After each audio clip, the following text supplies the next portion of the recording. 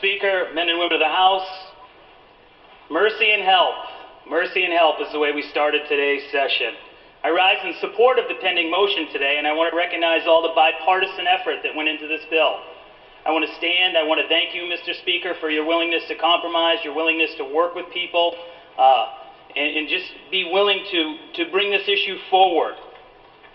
This tireless work that's before us will provide 70,000 Maine people with the security of health coverage.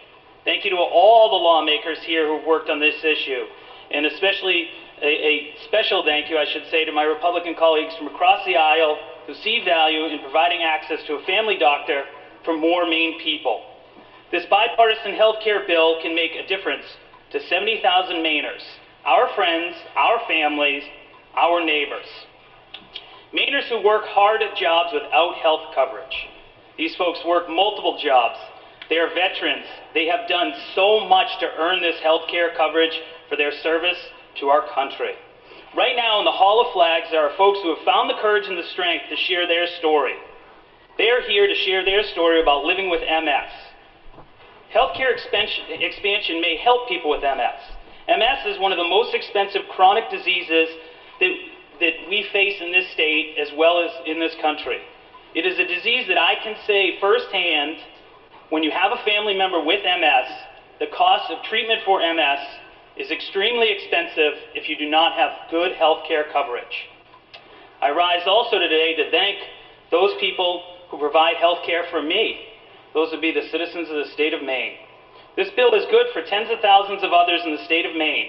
It's good for the economy. It will result in over $1 million of economic activity per day, and it will create 4,400 jobs. We heard just last week, we make a promise to citizens back home about jobs. We tell folks we will go to Augusta, we'll protect jobs, we'll create more jobs. So last week I was reminded by the good representative from Arundel, Representative Perry, about jobs. He rose, and to paraphrase, he said, "Why not these jobs? Why not now?" So I asked that question today. I say, why not these jobs and why not now? In Somerset County, where I live, there's 3,500 people who will benefit and gain from access to health care. This bill would create more than 200 new jobs in the county, where unemployment is higher than most sections in the state. This bill would lead to $19 million in health care spending that would stimulate another $23 million in additional economic activity. I had the privilege to visit the folks in Aroostook County several weeks ago and bring my family up to Aroostook County to the Can-Am. It's one of the most amazing places on earth. I hear all the time the struggles the folks in Aroostook County have. For me, I hate to see the population of Aroostook County shrinking, and I look at this bill, and this would provide coverage for 4,600 people in Aroostook County. It would create 280 new jobs, and it would be that would lead to another $31 million more in economic activity. I just think that number is staggering.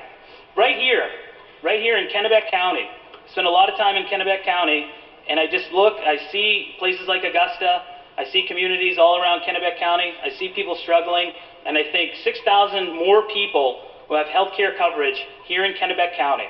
There'll be nearly 400 new jobs, and it'll be nearly $32 million in health care spending that will spur an additional $43 million more in economic activity.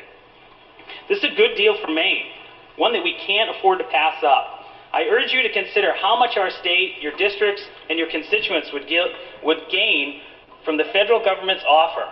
I know this decision weighs especially hard on many people in this chamber.